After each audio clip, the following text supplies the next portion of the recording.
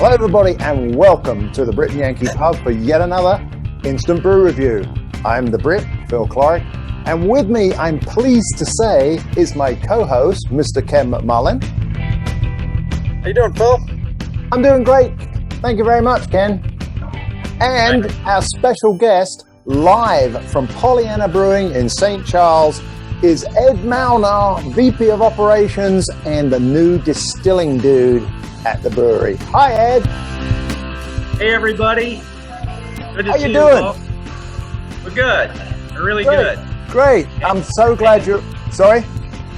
Hanging in there like everybody else. Yeah, that's right. Exactly. We're all hanging in there. And you've got a very nice haircut, by the way, because we have our COVID haircuts. Well, or non-haircuts. Right, Ken? Yep. Looking good there, man. It's so warm out. I just drove back with the car windows down, and it was like, wow. Well, today we've got Ed on the show because we have two beers that we're going to review instantly that I think you guys need to really try out. And so without further ado, let's try for the first one. Ed, you've got rather a nice looking shirt on, by the way. I should say that, as I do. I have my oh, here it is. Where's me? Oh, there it is. I had my Pollyanna shirt on. See, I've got the look on the back there. You've got your Pollyanna shirt on, but you got OBA underneath it. What's that? It's a partial word. OBA is part of a word. You want to know what the word is? Oh, the big reveal. Faux-bab. All right. Well, we all know that next week it would have been Faux-bab. And one of these beers is a real nice high alcohol beer. I don't know if it's barrel aged, but we'll find out about that. But the first one is a very seasonal beer that we're going to try. It's Pollyanna's Outdated Tattoo. And this is their dunkelweizen. Now, do you have this as well there, Ed? Right here. All right, good. Well, how about we open it in sync? I'm going to count to 3, and then we'll do the open. 1, 2, 3. Beautiful. So while I'm pouring this, how about you tell us about this beer, Ed, seeing as and how you should know about it. I should know about it. So it's a dunkelweizen that was brewed about a month ago. 5.3% ABV. It's brewed with 100% traditional German malts, Hefeweizen yeast, and of course our signature RO water from Lamont, Illinois. And is that really good water? Yes, sir. It's the best water we can get in Lamont. Okay. Really good.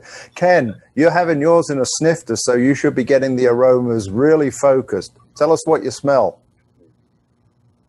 Oh, it's kind of caramely, malty, delicious.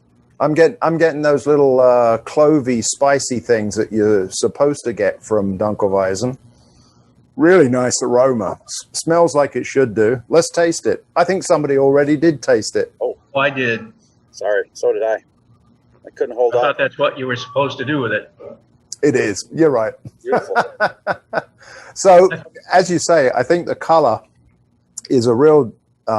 It's not a muddy brown. It's kind of like a mahogany, almost a mahogany brown, and you can't quite see through it. Is this unfiltered? Yeah, it's unfiltered. In fact, all of the beers that we make are unfiltered. We don't have a filtering process at all. Well, it's great. Now, mouthfeel. Ken? It's got, I love the body of it. It's a kind of a medium, almost medium light body, but it's just delicious. I don't know if I'm getting vanilla. I'm getting more of the caramel notes and that. I don't know if I'm getting as much clove as you are, but man, this is delicious. Is it cloves or is it like banana notes? I know they're different, but I get both of those out of this yeast. Yeah. I find this to be quite viscous. I was thinking that now this is, correct me if I'm wrong, but a dunkelweizen, is that a dark wheat ale, correct? That's right. So not a lager, which is where, we would have something like a Munich Dunkel would be a lager. Yes, correct. So this, I think, has a delicious body to it. It's really tasty. And I took mine out the fridge maybe 10 minutes ago. We opened it up. I think it benefits from not being straight out of the fridge. I think you get a little more flavor out of it. I agree with that too. Mine has been sitting on the table for maybe a little bit longer than that, and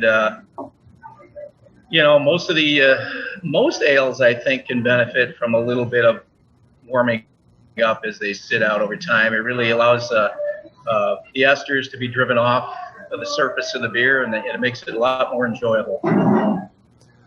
Yeah. What do you think of this one, Ken? I mean, overall. You know what?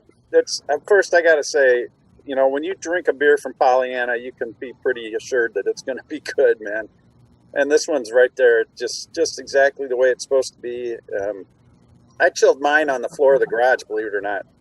And it's been like in the 30s at night. And so it's actually probably sitting about 45 or 50 degrees right now. And it is perfect, man. So this is readily available from all locations and distributors, Ed? Yes, it is. It is.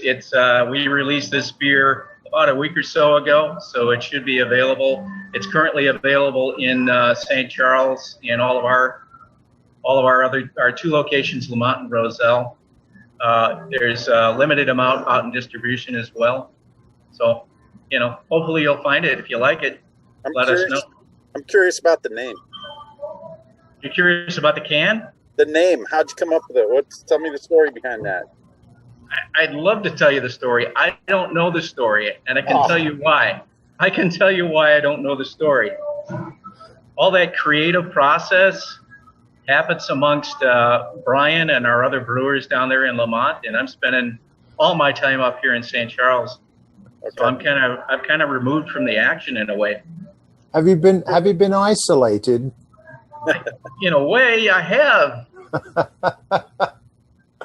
Yeah, and behind you, while we just finish off talking about the dunkelweizen, we can find out that behind you, I think, is the area where you are going to be putting in some distilling equipment. Is that correct? How's that going? It's going okay. It's slower than, what we were hoping it would be, but I guess, it's something you should anticipate during these times that we're in right now. There are delays along the way, but things are progressing. We're making headway. Piping is in, finishes are in. Actually, I'll tell you what, we're getting really close to being able to brew some beer here, because that brewing equipment for beer was here last fall when we opened. It just hadn't been hooked up until we had the space behind me built out to the point where we could actually hook it up. So actually, one of the first things we'll produce here is going to be beer. But distilling equipment hopefully will be here in another 3 weeks or so, and if everything does go well, we'll be distilling here maybe in December. Well, I don't know. Do you have any outdated tattoos, Ken?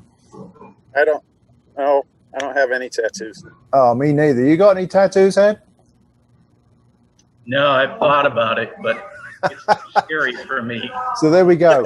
We've just reviewed a beer called Outdated Tattoo, and none of us have any tattoos. So that's the way it goes. People in the country that don't have tattoos. Yeah. All right. We like this one. Well, I certainly like this one. Do you like this one, Ken? I don't want to speak for you. Yes, very much. It's a good one. I would advise people to get 4 packs of this real quickly, and I think they have it on draft there over at St. Charles and all the other locations. Very, very nice. This is a beer for the fall and into the winter months. Stock up on it. We'll come back in just 1 second, and we'll review our second beer.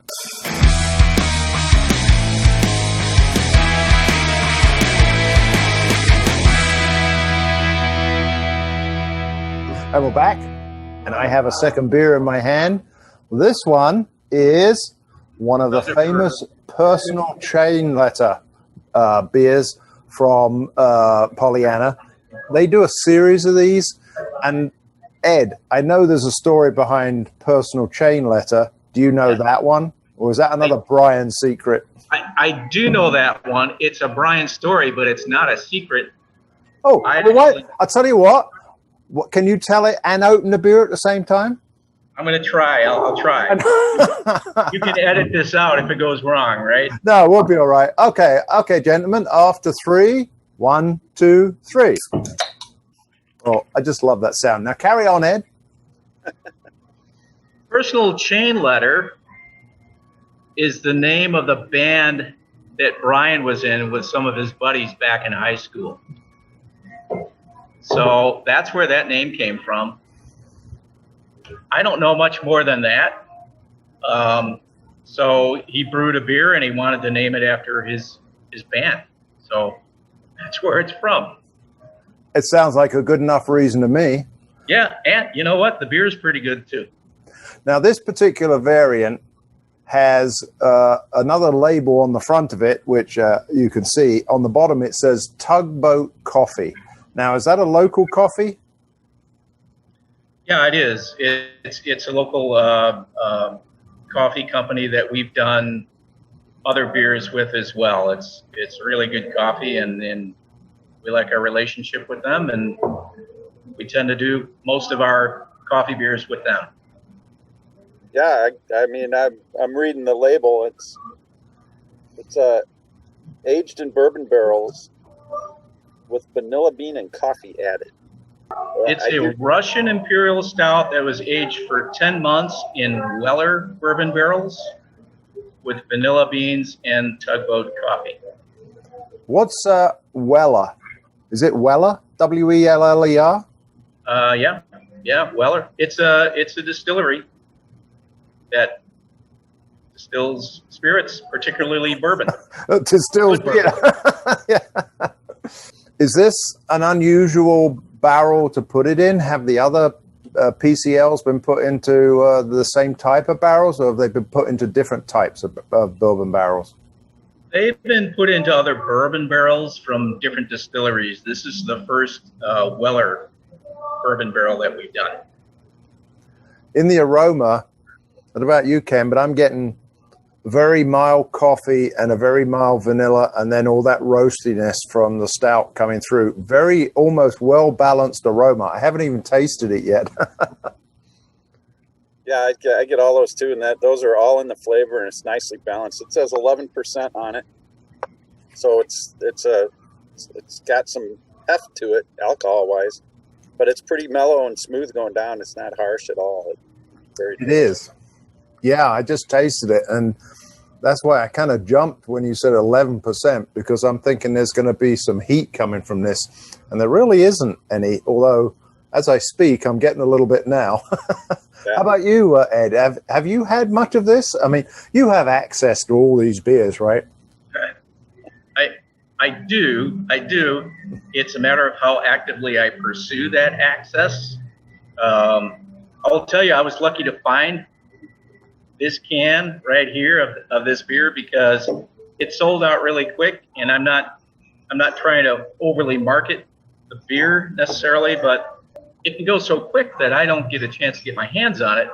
And I was concerned that I wasn't going to have one for your podcast.